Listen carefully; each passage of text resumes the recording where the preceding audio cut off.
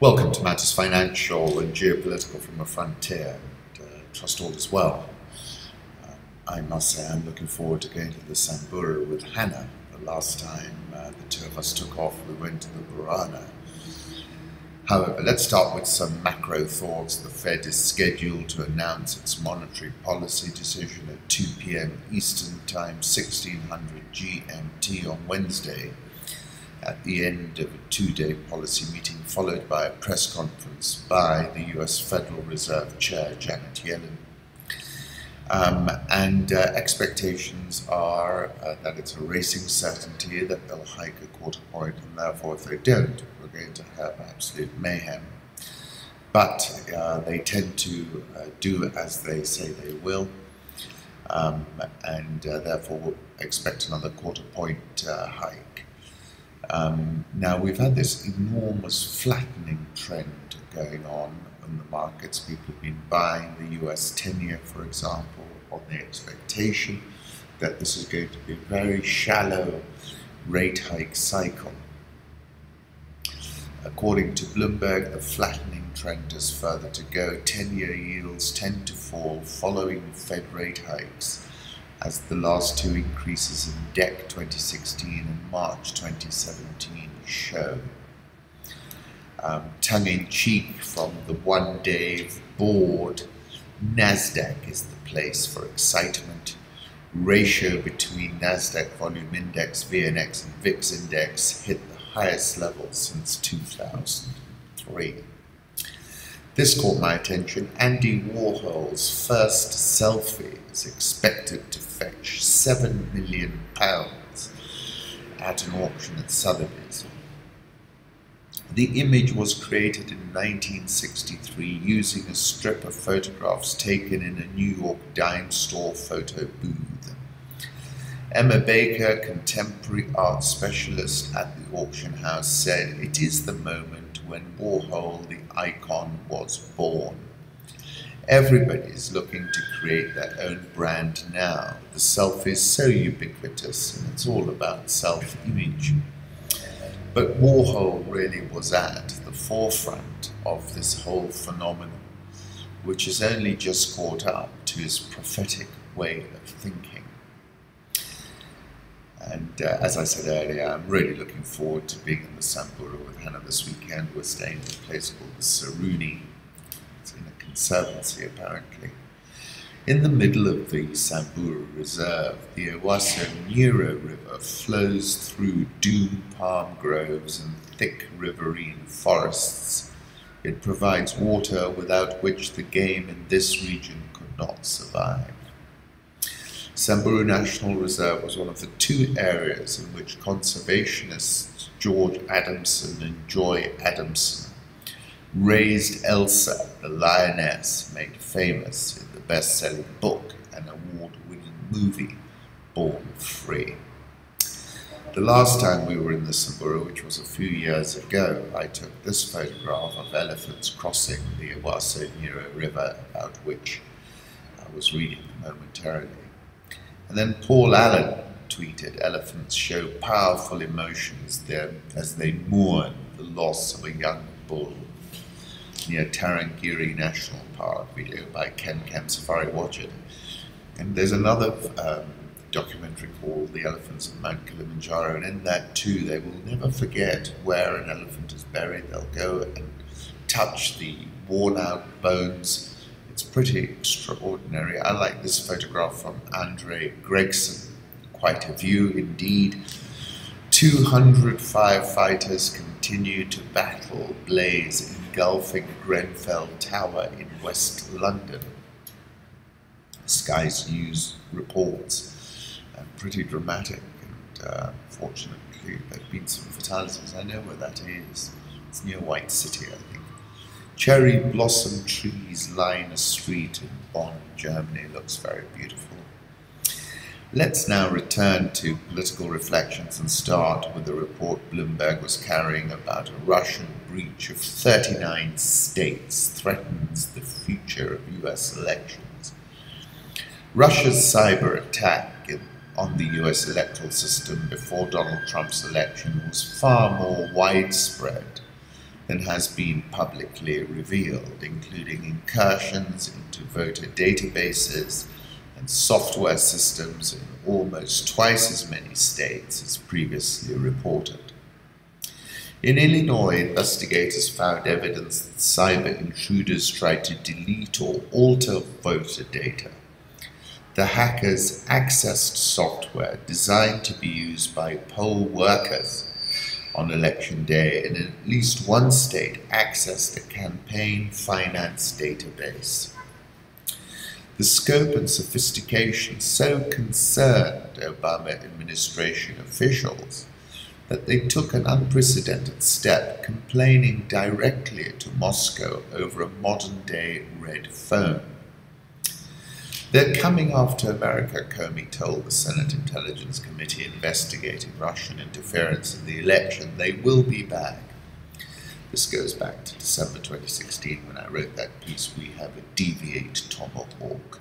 And all the points I made there are subsequently being proven correct. And I said, I have no doubt he ran a seriously 21st century, this is Putin, predominantly digital program of interference which amplified the Trump candidacy. POTUS Trump was an ideal candidate for this kind of support. He is a linguistics warfare specialist. Look at the names he gave his opponents: Crooked Hillary, Lying Ted, Little Marco, Low Energy Jeb, were devastating and terminal. And I said the first thing to note is plausible deniability, and he's been doing a lot of this by saying, look, it could have been some patriotic Russians, look, it could have been some other characters, but that's what I meant. He's able to deny it plausibly. And the second thing is non-linearity. You have to learn how to navigate a linear system, which is the new 21st century digital ecosystem, but in a non-linear way. And that's what he did as well. And then I was quoting Don DeLillo, who I believe is a prophetic 21st century writer. And he writes as follows in one of his short stories. The specialist is monitoring data on his mission console when a voice breaks in, a voice that carried with it a strange and unspecifiable poignancy. He checks in with his flight dynamics and conceptual paradigm officers at Colorado Command. We have a deviate tomahawk. We copy. There's a voice. We have gross oscillation here. There's some interference. I've gone redundant, but I'm not sure it's helping. We are clearing an outframe to locate source. Thank you, Colorado. It's probably just selective noise. You are negative red on the step function quad. It was a voice, I told them. We've just received an affirm on selective noise. We will correct Tomahawk. In the meantime, advise you to stay redundant. The voice, in contrast to Colorado's metallic pigeon, is a mélange of repartee, laughter, and song with the quality of purest and sweetest sounds. Somehow we are picking up signals from radio programs of 40, 50, 60 years ago. And I believe, and as I wrote in December, that Putin has proven himself an information master, and his adversaries are his information victims. According to Esquire, it increasingly looks like Russian hackers may have effected actual vote totals, which was my point. The Obama administration believed that the Russians were possibly preparing to delete voter registration information or slow vote tallying. President Trump has adopted the strategy that was recommended to the shady protagonist of Nikolai Gogol's Dead Souls. This is in the New Yorker. Donald Trump may not realize it, but he has adopted the strategy that was recommended to Pavel Ivanovich Chichikov, the shady protagonist of Nikolai Gogol's Dead Souls, whose lawyer in the translation by Richard Peviar and Larissa Volokonsky advises him that as soon as you see that the case is reaching a denouement and can conveniently be resolved, make sure not really to justify and defend yourself, no, but simply to confuse things, by introducing new and even unrelated issues. The aim is to confuse, nothing more, to introduce into the case some other unrelated circumstances that will entangle other people in it to make it complicated. And this article says that's an excellent way to stay 1 or 2 steps ahead, although the approach is fallible. After all, you may run out of places to step. Trump keeps up the confusion. He did so recently by withdrawing from the Paris Climate Accord.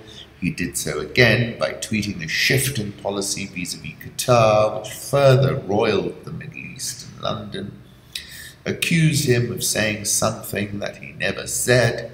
At least 7 dead and 48 wounded in terror attack, and Mayor of London says there is no reason to be alarmed.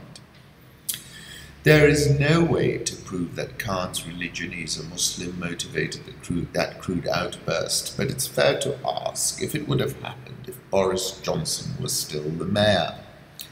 My colleague John Cassidy asked, how low can you stoop? The answer appears to be, just wait and see.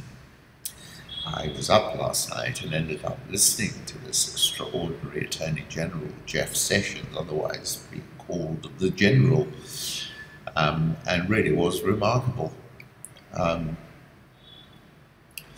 phenomenal at sort of creating enough of a grey area that I think it's going to be very difficult to get anything to stick. Telegraphs, today's headline in the Daily Telegraph, May, I'm sticking to my Brexit blueprint, she said.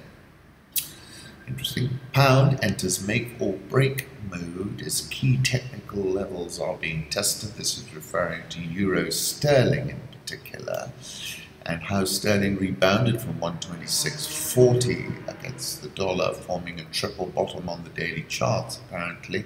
Real money names were also seen on the bid. We've got a good bounce going. But really the big move in the currency markets is dollar Canada. Take a look at this, and this level that we're at right now, 132.10, look at the chart I'm about to put up and you'll see what I'm talking about.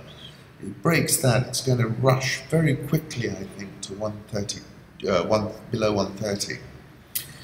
Have a look at this as well. Balance sheets rebased in 2000 can see the different periods of growth purchasing for each central bank. Let's move on to the currency markets. Euro dollar 112.08, dollar index 96.97, Japanese yen 110.17, Swiss franc 0.9687, the pound. After that big rally yesterday, it got as high as 127.90 something, and we're now at 127.45. Australian dollars had a bit of a pop today, 0.7578, Indian rupee 64.345, South Korean won 1126.38, the Brazilian real 331.58, Egyptian pound 18.1370, and the rand 12.7695. I'll put up a 3-month chart of the euro dollar.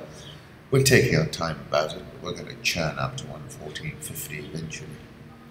Hong Kong parking space sold for $664,300, a record price, Ming Pao newspaper reports. Uber no longer has a COO, a CBO, a CFO, a CMO, or an SVP of England, and may temporarily not have a CEO, from autonomous cars to autonomous company. Let's move on to the commodity markets. Gold last at 12.69 when I checked.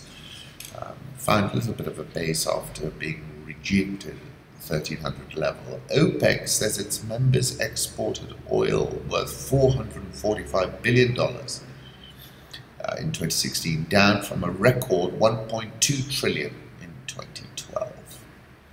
My crude oil price target is $32 a barrel, which is going to take those earnings even lower. And as I said, this is the point Javier is making, reserves have been depleted from Abuja to Riyadh, from Luanda to Caracas, and in all the oil-producing capitals in the world. And I said so many capitals are fiddling while sitting on a tinderbox and playing with matches. Vijay Mallya, who's quite a character, said there was no loan diverted anywhere and reporters could keep dreaming about allegations he committed $1 billion fraud. Saudi Arabia insists that its neighbor Qatar is not under blockade as a Gulf diplomatic dispute escalates. Justin Raimondo in antiwar.com has written this: idea that Qatar is solely responsible for the growth and development of Middle Eastern terrorism is laughable. On its face, that narrative simply won't stand even the most careless scrutiny. And the proposition that Saudi Arabia is any kind of anti-terrorist bulwark is a cruel joke. That the Trump administration is taking this line is absolutely criminal. It amounts to appeasing and succoring the epicenter of radical Islamic terrorism. The Saudi-Qatari conflict has all the hallmarks of a joint Saudi-Israeli operation, complete with cyber hacking, a full-scale propaganda war, and a clueless Uncle Sam stupidly falling for a brazen deception. What's amazing is that despite the plethora of evidence that the whole thing is a pretty transparent put-up job, the usual suspects continue to get away with it. IHS expects Qatar to yield to Arab pressure, to drop support for Islamist extremism or face military intervention. Put up a photograph of Doha taken from the sky, my piece over the weekend where I touched on this alignment between the kingdom and Bibi Netanyahu as well. It was called Rolling Over Qatar. Take a look at that. I'll put up a photograph of the Emir of Qatar and President Ghani of Afghanistan, a photograph I took in Doha, and then two other pieces I've written about Qatar. 23rd of May, Qatar punching beyond its size, and 15th of August 2011, soft power and Al Jazeera. Sub-Saharan Africa, the most chilling line in Mr. Vimmer's piece on state formation is this: the domestic struggle over who owns a new state does eventually come to an end, on average after 60 years. The good news is that by this reckoning, most African states are nearly there. The bad news is that South Sudan has more than 50 years to go. According to a report in The Economist, there are 23 million pastoralists scattered across the Horn of Africa and Kenya. These are problems felt by many of the roughly 23 million pastoralists scattered across the Horn of Africa and Kenya. Soaring population growth in pastoral areas is putting ever more pressure on already dwindling resources. Rich commercial herders, some with animals numbering in the thousands, monopolize the best land. Mushrooming towns encroach on the ranges. Attempts to address this have been half-hearted at best. Communal land rights are weak across the region, and governments tend to look unfavorably on mobility. Social services, especially schools, are really designed to cope with it. Pastoralist children are generally less educated than their sedentary peers, making it harder for them to find other jobs. Those who do settle in towns often find themselves destitute. Pastoralism in the East African drylands persists despite such Malthusian pressures. In a harsh environment, many see it as the only way of staying alive.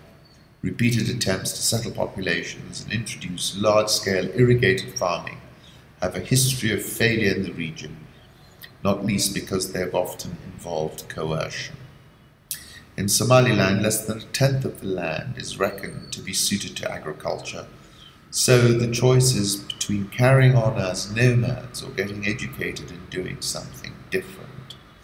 Of his children's future, Mr. Abacore says he hopes their lives will change. South African oil shares up 1.92% this year. It's at 90-day lows. Dollar versus Rand, 12.77 last time I looked. Rand firm in line with this just return of risk appetite for emerging market assets. Egyptian pound, 18.137.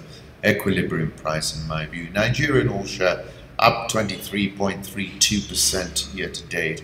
Big move happened recently. Ghana Stock Exchange up 13.34% year to date. Nairobi all shares surged 1.67% yesterday, taking it up 14.69% year to date and at a 23-month closing high. NSE 20 rallied 0.53% yesterday. It's up 9.45% this year and at an 11-month closing high. Safaricom closed at a record of 23.75. It's up 24.02% this year. Market cap is now 941.537 billion shillings. May 2017, I wrote a piece about how Mr. Collymore deserved another term, and I'm sure the shareholders will agree with me. Safaricom has done some serious heavy lifting. Collymore has presided over a golden age of shareholder value creation. And at that point, when I was writing this piece, it was up 322% over his period of his tenure, excluding dividends. Have a look at my interview with Bob after the full year results. Kenya Airways has slumped 25.36% this month, and since we learned the news about the proposed share restructuring, it makes no sense. Minority shareholders being screwed. Diamond Trust closed at a 2017 high. That is up 27.11% year to date. Kengen 2017 high, up 45.68% year to date. National Bank up 19.285% this week. KCB refers. Standard Group, best performing share at the Securities Exchange, up 118.18% year to date. It was this photograph from Faith Kanja that got me interested in going and visiting the Samburu again. And let me post it for your perusal. Once again, thank you for stopping by.